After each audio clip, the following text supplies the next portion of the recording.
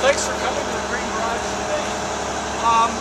This project is really about a deep exploration of sustainability in an urban environment. And it's made up of a building, a community of people, and then a business idea going forward. And the community aspect is really important to us as we're moving ahead. A lot of you like maybe a bottom line. Bottom line is that this would be a green business incubator, that it would have both office space and maker space in it. Okay, and you'll see some of that. Well, when we decided to do this project, we were looking to try to work on some of the systemic issues that are making it difficult for people to make sustainable choices in their lives and to be able to change some of those fundamental issues. So what I think makes it unique is instead of starting with like an architect and all this, we started with opening our doors and letting the community come in and begin to figure out what a sustainable future would be for a building like this. And we've had 150 people that have volunteered to help with the design.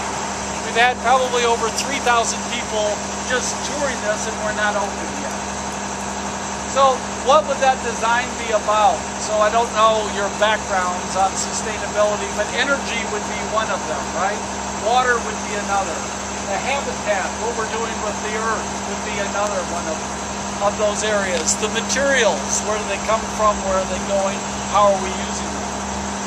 So we got these 150 people into design teams, and they design then what we are now building, and they come here every Friday to review what we're doing and ensure that we're moving in a sustainable way towards the future.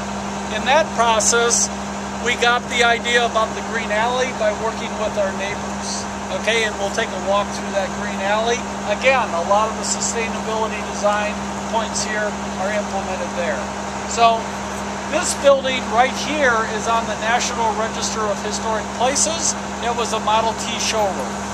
Okay, so it was built in 1920, and the whole boom that was going on, in which they were knocking down homes, building these, which were called service stations at the time, and then apartment buildings. So if you look at, this is the Warren Prentice Historic District, you look around, you see buildings that look something like this. So the design that we've got for the building is really cutting edge in terms of sustainability for you. The current estimate to heat this building for an entire year using ASHRAE, that's government EPA standard modeling techniques, is $279 for an entire year. That's 11,000 square feet. So you'd say, what? I mean, so we asked a group of that 500, a subset of them, why don't we try to figure out how to make this a net zero energy building? Okay? So, you know, people say, well, it can't be done, you know, you have to do this in a greenfield kind of situation. Well, here we are in Detroit. Can't be done in Detroit. It's being done in Detroit, right? You can't do it with an old building. It's an old building. You can't do it with a historic building. It's a historic building. So 90% of our light here is through natural daylight with the design of the windows, and then we have solar tubes coming through the roof. We started work last September, and we have had 1.5 dumpsters in the total effort. Okay, so we're reusing 80% of the materials that were here. More than 50% of our materials comes from the U.S. waste stream.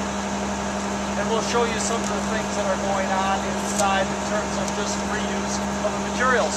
So instead of filling dumpsters and filling our landfills and building mountains out in Auburn Hills, did you look behind the palace? That's a mountain that this society is building to itself, right? So we're changing that, and we're keeping the materials here. That's why you see a lot of it sitting around. A lot of it is what we're trying to figure out.